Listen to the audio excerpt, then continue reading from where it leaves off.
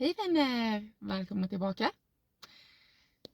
När du går runt och stör dig på någon, när du går runt och är irriterad på någon, när du tar någonting någon säger personligt, när du irriterar dig på någon, när du gör något av de här sakerna och så är du säkert en sån person som aldrig gör det och som aldrig tar någonting personligt och som aldrig går runt och irriterar dig på någon.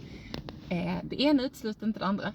Du kan ju gå runt och för det mesta inte göra det, men så kanske det kommer den där lilla gången när någonting sa någonting som var sådär riktigt irriterande, eller när någon gjorde någonting mot dig som du kände bara herregud, eller någonting. Du blev irriterad på någon fråga, eller du blev irriterad på att någon inte förstod vad du menade, eller vad det nu skulle kunna vara för någonting. Men det var detta jag ville säga gällande just det här lilla momentet när vi skulle bli irriterade på någon annan eller störa oss på någon annan eller något i den formen. När vi irriterar oss på någon annan, då kanske man tänker att det är den personen man irriterar sig på.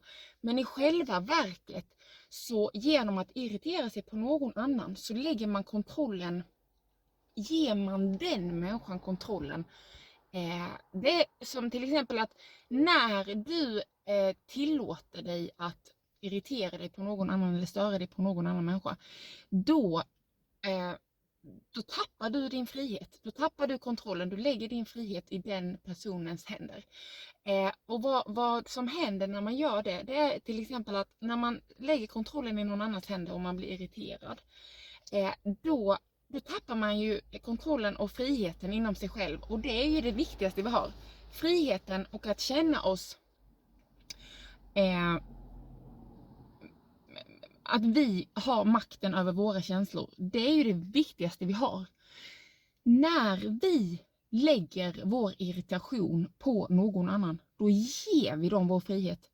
För när vi är irriterade på någon annan, då tappar vi kontrollen och då låter vi någon annan styra oss. Så genom att bli påmind om det varje gång man skulle till exempel störa sig på någon, bli irriterad på någon, då kan man helt enkelt påminna sig om att nej, du kommer inte få ta min frihet, den är min. Du är inte värd att jag ska gå runt och tänka på dig i efterhand eller ta någonting som du sa personligt eller irritera mig på att någon inte förstod vad det nu skulle kunna vara, varför du var irriterad på någon. Eller, alltså, tänk då hur banalt det skulle vara om du skulle gå runt på en daglig basis och irritera dig på personer eller störa dig på personer. Då skulle du bara gå runt och ge alla de här personerna makten över dig. Du skulle ge dem din frihet. Och är det värt att irritera sig på någon längre då, om man inser att man ger bort sin frihet? För de vet ju inte om det. De har ju de som man skulle gå runt och irritera sig på eller störa sig på eller vad det nu kan vara, de har ju ingen aning om det. Det är inte de som förlorar på det. Det är ju vi. Du, jag, vi som förlorar på det om man skulle gå runt och ta saker personligt och bli stött eller andra anledningar till att irritera sig på folk. Någon håller på att köra på det i trafiken, det är kanske lite farligt, men jag menar, oavsett vad så gäller det att ta tillbaka och veta att irriterar jag mig på dig, bryr mig om vad du tycker eller tänker om mig, lägger jag mitt fokus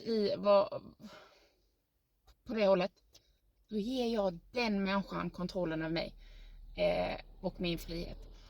Är någon värd att få kontrollera min frihet mer än jag?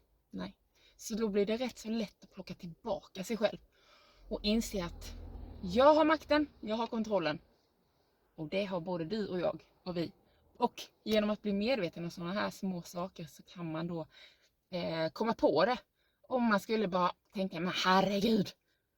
Då kan man komma på det att om du irriterar dig på detta, då ger du den makten av dig. Är det värt det? Nej. Och så släpper man det. Så det var dagens lilla pop-in. Och jag önskar er en riktigt härlig fortsatt dag och skickar en stor kram på er.